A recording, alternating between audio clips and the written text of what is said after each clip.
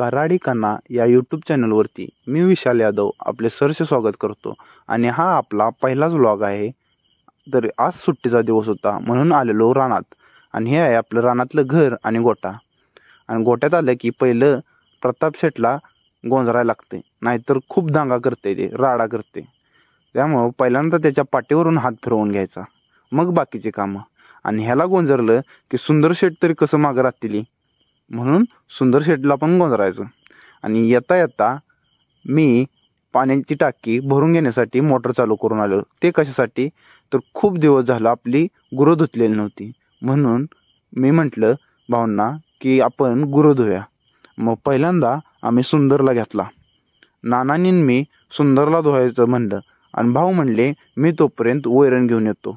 मग भाऊ वैरणीला गेले आणि सुंदरला असा बांधून घेतला दोन्हीकडे खांबाला आणि मग साबण लावून नानांनी मी सुंदरला धुवायला घेतले। असं स्वच्छ साबण लावून सुंदरला धुतला। तर असं का बांधायचं तर आपली बैल आहे शर्यत क्षेत्रातली, गरम रक्ताची, त्यामुळं काहीच अंदाज बांधता येत नाही त्यांचा, कधी कुणावर मारतील, कोणाला मारतील, कसं मारतील, कधी उधळतील, हे काहीच सांगता येत नाही। त्यामुळं असं बांधून घ्यायला लागते आणि तोंडावर पाणी मारलं की खूपच दांगा करतात।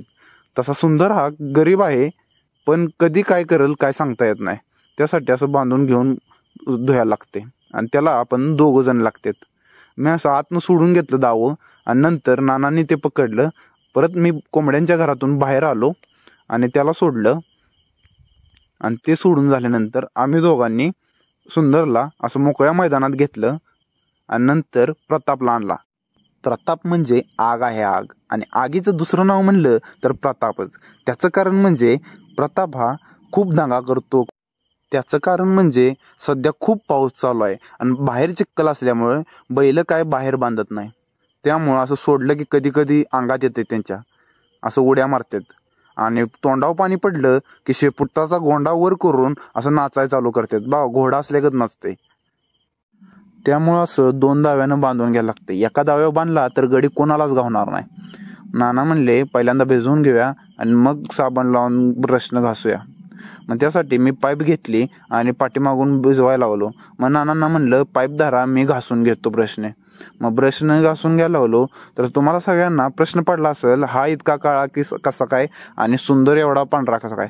तर सुंदर हा खिलार जातीतला काजळी खिलार बैल आहे आणि प्रताप कोसा खिलार बैल आहे। नावाप्रमाणेच प्रताप धुताना प्रताप करत होता, तोंडावर पाणी मारलं की उड्या मारत होता, म्हणून यसनेला धरलं आणि नंतर बाहेर बांधलं। आणि ते बघा, त्यांना बाहेर बांधून मला पण आनंद झाला आणि त्यांना पण आनंद झाला। तुम्ही बघू शकता खूप दिवसातून बाहेर बांधल्यामुळं दोघं पण अशी निवांत उभा राहिलेली। आणि त्यानंतर भैयान मी कराडमध्ये आलेलो, ते कशासाठी तर आम्हाला ठरवायची होती गणपतीची मूर्ती।